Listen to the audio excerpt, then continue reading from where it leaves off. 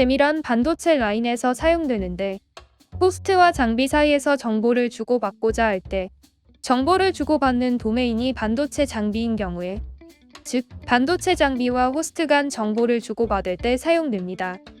쉽게 말해 반도체 라인이라고 생각을 하지 않더라도 작업을 시키고 일에 대한 결과를 받고 중간 상황을 확인하는 등 이러한 여러 기능들을 반도체 라인에 특화되어 제공합니다. 화면을 참고하여 보자면 잼이란 반도체 장비에 대한 시나리오로서 서로 정보를 주고받을 때 어떠한 순서로 주고받을 것인지 또한 어떠한 상황이 있을 것인지를 정의한 것입니다. 따라서 잼은 어떤 상황인지, 어떤 메시지를 사용하는지, 결과에 따른 행동은 무엇인지를 정의한 것입니다. 위 그림은 X잼 프로 제품의 구조도로 호스트와 장비 프로그램 사이에 X잼이 위치하여 X잼은 독립된 프로세스로 되어 장비와 TCP/IP로 통신합니다. 따라서 장비에서 명령을 내리면 메시지로 변환하여 X잼에게 전달하고 수신한 메시지를 따라 동작을 수행하고 정의된 메시지 형태로 구성하여 호스트에게 전달합니다. 잼은 장비 어플리케이션에서 잼 쪽으로 무언가를 주고받고 잼은 엑스콤을 사용해서 섹스 메시지를 주고받고 엑스콤은 TCP/IP를 통한 윈도우 소켓을 사용해 정보를 교환하며 최종적으로 네트워크를 통해 호스트와 통신이 가능합니다. 링크 제니시스의 제품은 세미 표준과 위와 같이 대응됩니다. 잼은 세미 230으로 제조 장비의 통신 및 동작 표준입니다. 잼의 기능 항목은 8개의 펀더멘탈 리콰이어먼츠와 추가적인 16개의 에디셔널 케이퍼빌러티즈로 구성되어집니다. 다수의 기능이 하나로 단일 기능이 다수로 보이는 경우가 있기에 요구사항이 개수는 중요하지 않을 수 있습니다. 위의 표는 잼의 24가지 기능 항목입니다.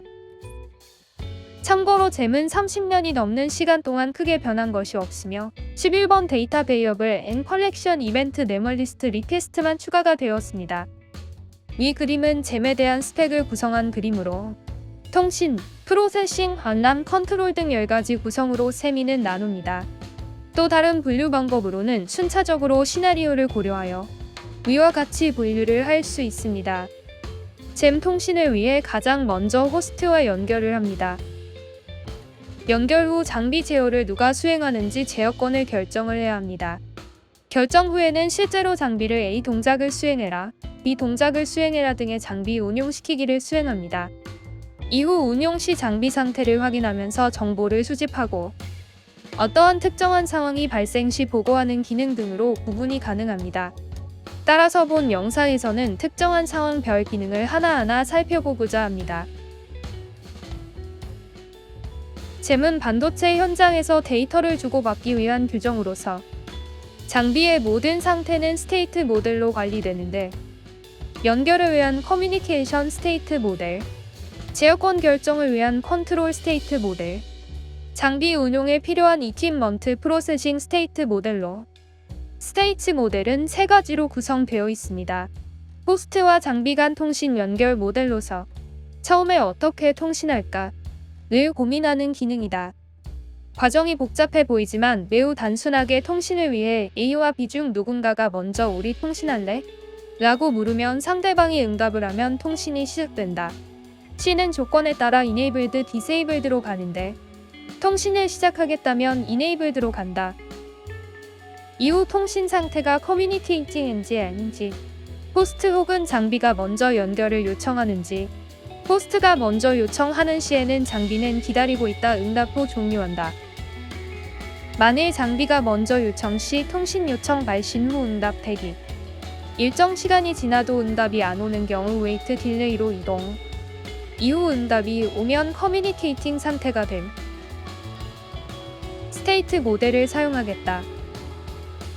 호스트가 먼저 요청할 것인지, 장비가 먼저 요청할 것인지, 특정한 메시지 유형. 앞서 봤듯이 호스트 연결을 위한 잼의 기능은 총 4가지가 있는데 이는 장비와 호스트 간의 통신 연결 상태를 위한 기능이다. 3번은 통신 성립을 위한 시나리오로 호스트가 먼저 통신을 먼저 하는 시나리오이며 반면 장비 요청하는 기능은 9번으로 장비가 S1F13을 송신하는 내용이 추가된 기능입니다. 5번은 호스트에서 장비로는 너 거기 있니? 라는 의미로, 장비에서 호스트로는 통신 시작하자 라는 의미로 쓰입니다.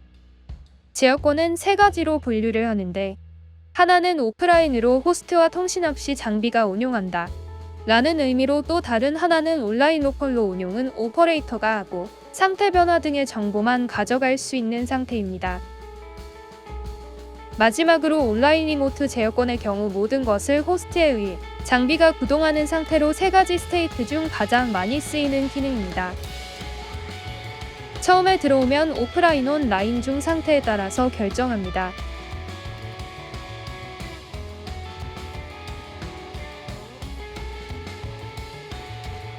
콘스턴트 값에 따라서 오프라인과 온라인을 결정하는데, 디폴트 값은 오프라인으로 진입합니다.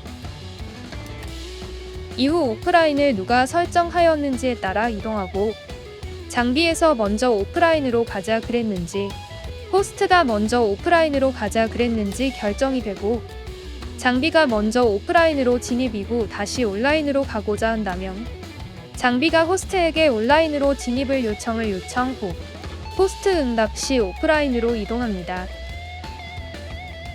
반면 호스트가 먼저 오프라인으로 진입하고자 하였다면, 처음에 오프라인으로 진입을 요청한 대상이 상태를 변경할 수 있기에 온라인으로 변경 요청이 올 때까지 기다린 후 장비는 바로 전환합니다.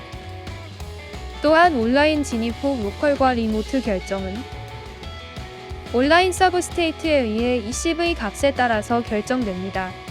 위의 표는 현재 상태에 따라 무엇을 주고받는다를 나타낸 그림으로, 제어권 결정이 호스트가 요청했는지, 장비가 요청했는지에 따라 나뉩니다.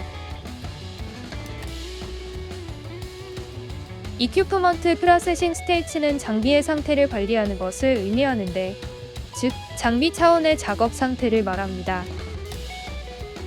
초기의 장비의 상태는 내가 하고 있는 작업의 상태와 동일하였으나, 최근의 장비들은 복잡도가 높아짐에 따라 장비 하나의 다수의 챔버와 작업들이 동시에 존재함으로 인하여 장비 차원의 상태인 이큐프먼트 프로세싱 스테이츠는 적합하지 않습니다. 장비가 켜진 상태, 이니, 장비가 동작하는 상태, 아이들, 처음 프로세싱 상태 진입 시, 작업 전 준비를 하는 셋업 상태, 작업 준비 완료 후 보고 시 레디 상태, 호스트가 작업 시작 지시 시 엑시큐팅 상태가 되며, 프로세싱 이후 시점은 다시 아이들로 회귀함. 셋업, 레디, 엑시큐팅 상태에서 포즈로 갈 수 있는데, 일시 멈춤 시 재개를 위하여 레주메 시, 이때 H라는 히스토리가 발생합니다. 이를 통해 기존의 포즈를 지시한 지점으로 다시 돌아갈 수 있게 됩니다. 18번 프로세스 레시피 매니지먼트는 장비 운용을 위해 필요한 요소들로 장비를 어떻게 할 것인지를 작성한 프로세스 프로그램 혹은 레시피들을 총수신하는 것들을 정의한 것입니다. 포매티드 형태와 언포매티드 형태 두 가지로 나뉘는데, 시어너를 예를 들어보자면 시어너에서 보이드로 전송하는 경우에는 언포매티드 형식이며, 구조체로 전송하는 경우에는 포매티드 형태로서, 포매티드는 범용적인 이해 가능한 구조화된 형태로 송수신하는 것입니다. 프로세스 프로그램이 생성되거나 수정되거나 삭제가 될 때 이벤트를 날리는 것을 프로세스 프로그램 체인지 이벤트라고 합니다. 또한 프로세스 프로그램 설정 시 레시피가 합리적인지 유효성 검사를 수행하는 것을 PP 베러피케이션 앤 밸리데이션이라고 합니다. 모든 PP의 생성, 삭제, 수정에 대한 커넥션 이벤트가 정의되어야 하며, PP와 레시피는 비활성 메모리에 저장되어 있어야 합니다. 때로는 장비의 안정성 문제로 비활성화 메모리의 저장을 요구하나, 현업에서는 보안 이슈로 레시피를 저장을 하지 않기도 합니다. PP에 사용되는 메시지는 이와 같습니다. 세부적인 내용은 엑잼 300 매뉴얼을 참고 부탁드립니다. 19번 마테리얼 무브먼트는 장비 내에서 재료 즉 머테리얼이 어디로 움직이는지 나타내주는데, 재료가 위치할 수 있는 곳을 포트라 합니다. 16번 리모트 컨트롤은 호스트가 장비에게 어떠한 작업을 요청하는 것으로, 이 작업은 필수가 아니라 요청이기에 호스트가 장비 운영에 원격으로 참여하는 기능을 부여한다 라고 합니다. 리모트 컨트롤을 위해 명령은 무엇인지, 그 명령은 어떤 파라미터 이름과 값을 가지는지 사전에 정의된 형태로 전달합니다. 19번 이큐프먼트 터미널 서비스는 단순히 화면에 나타내는 것으로 작업자가 확인할 수 있도록 새 메시지는 이전 메시지 위에 겹쳤습니다.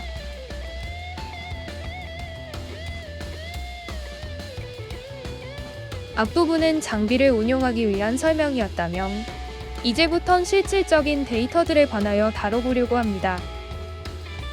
데이터는 크게 SV, DV, ECV 세 가지로 나뉘는데 세 가지의 특징은 아래와 같습니다. DVVAL은 항상 유효하지 않고 호스트가 설정이 불가능한 것으로 어떠한 특정한 상황이 발생 시에만 의미를 갖는 값의 경우를 말합니다. 또 다른 데이터 유형 SV는 가장 일관적인 값으로 항상 유효한 값으로 나의 상태를 나타내는 값입니다.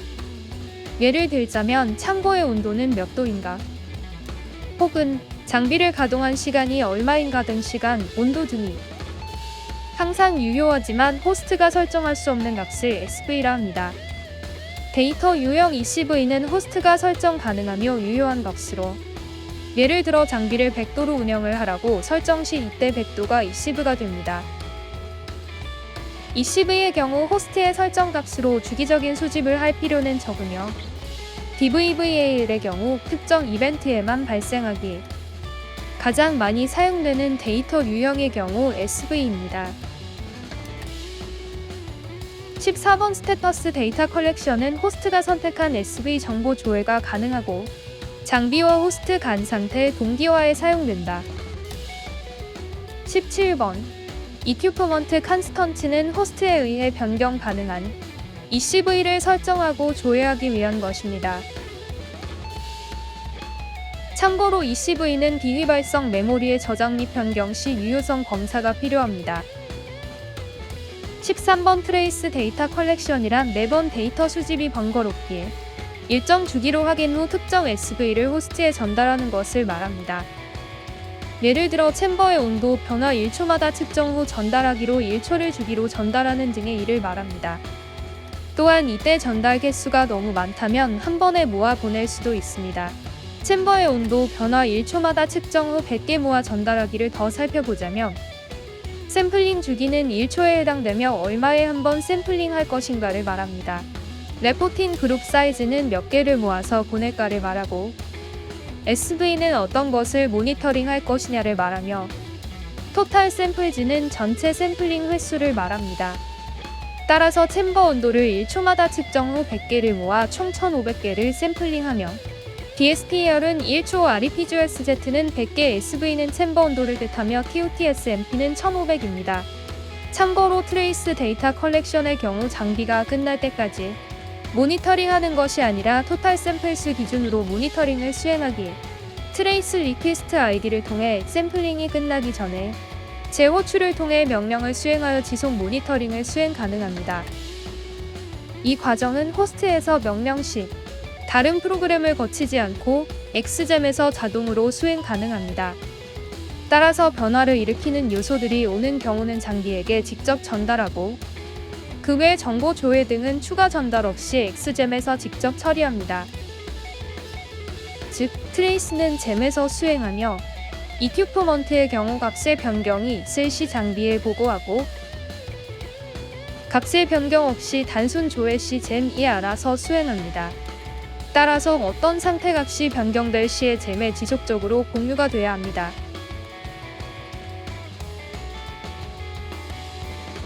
4번 이벤트 노티피케이션은 장비에서 발생한 모든 이벤트를 알리는 것으로 장비 스테이트의 변화, 값 설정, 삭제 등 모든 변화를 포함합니다. 이벤트 발생 시 각 이벤트마다 보고하는 작업을 잼이 알아서 수행합니다. 다만 각 이벤트에 들어가는 정보들은 업데이트를 해주어야 합니다. 예를 들어 DVVAL의 경우 특정한 상황 발생 시에 의미 있는 값을 가지기에 특정 상황 발생 시 업데이트를 해주어야 의미 있는 값으로 사용이 가능합니다. 다이나믹 이벤트 리포트 컨피그레이션은 장비 레포팅 구성 설정 위함으로 이벤트는 그림과 같이 구성되집니다. CELD는 이벤트로 밑에는 리포트들이 그림과 같이 나열이 되어 있고 또한 각 리포트 하단에는 VID 값이 들어 있습니다. 따라서 값이 바로 들어가는 것이 아니라 각 리포트별 묶음으로 들어갑니다.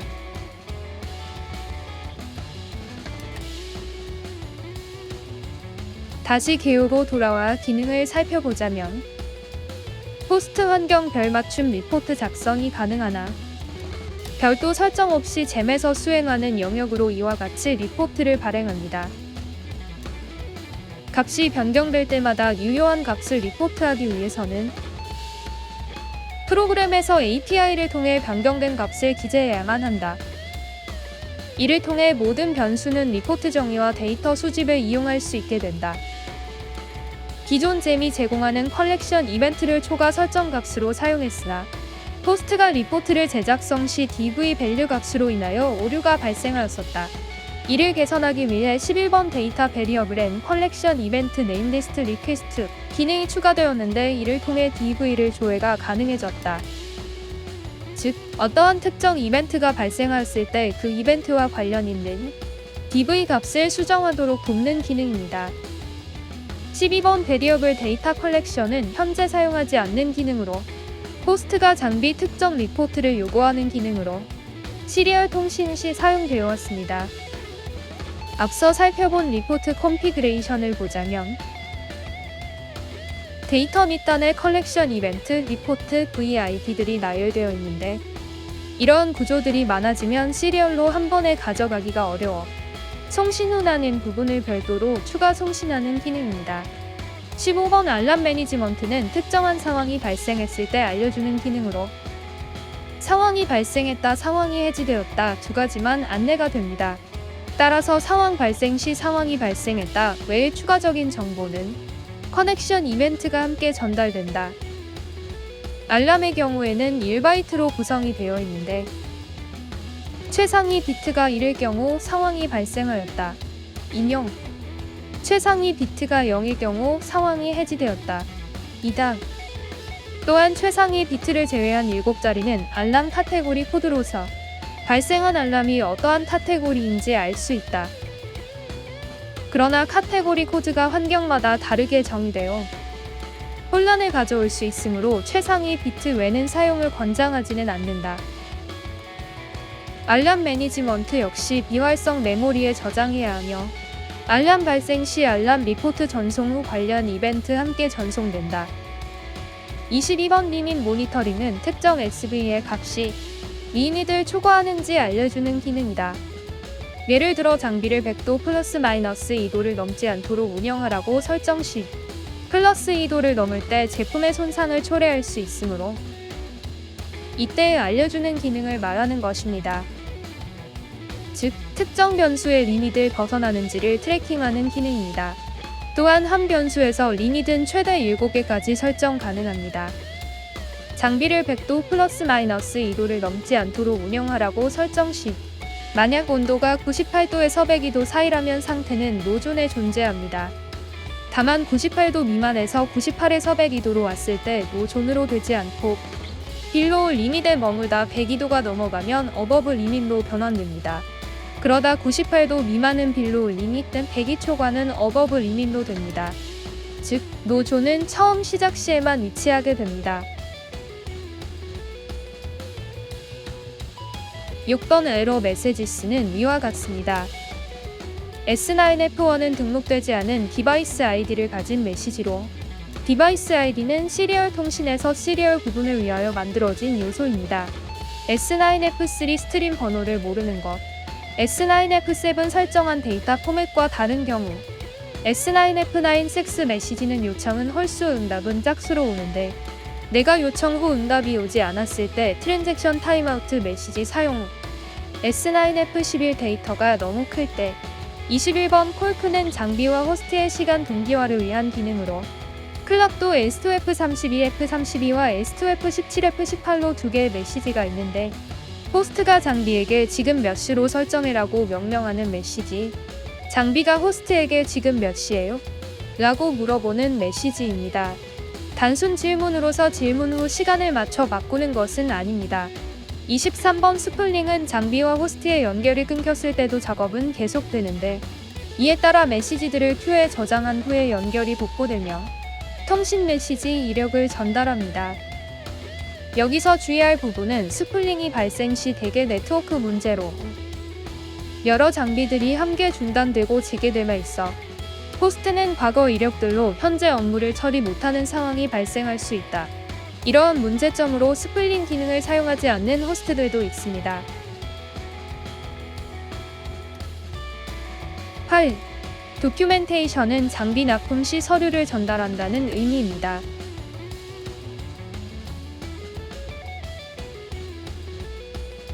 앞서 잼의 24가지 기능들을 작업의 순서에 따라 가장 처음에 호스트와 연결하고 제어권을 설정 후 장비를 운용하며 모니터링하고 데이터를 모으는 등 하나하나 살펴보았습니다. 장비 소프트웨어와 연동 제어하는 기능, 컨피그레이션 툴 설정 후 사용 가능한 기능, 기능 이해가 필요한 영역과 불필요한 영역. 이렇게 글씨 색상으로 분류하였으니 참고 부탁드립니다.